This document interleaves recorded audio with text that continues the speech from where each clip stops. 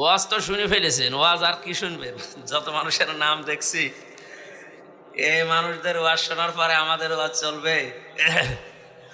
Doctor Enayetullah Abbasi, মাওলানা Tarique Monowar, doctor Abul Kalam Azad Bashar, মুফতি হারুন ইজহার, মাওলানা আজিজুল হক ইসলামাবাদী, বাংলাদেশের প্রসিদ্ধ আলেমে দিন যারা সবাই এখানে এসেছে, আমরা আল্লাহর নামে আরম্ভ করছি। জবান খুলে পড়ে না আউযু বিল্লাহি মিনাশ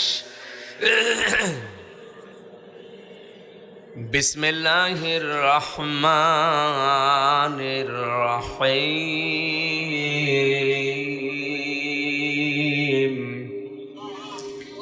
হামিম ওয়াল কিতাবিল মুবিন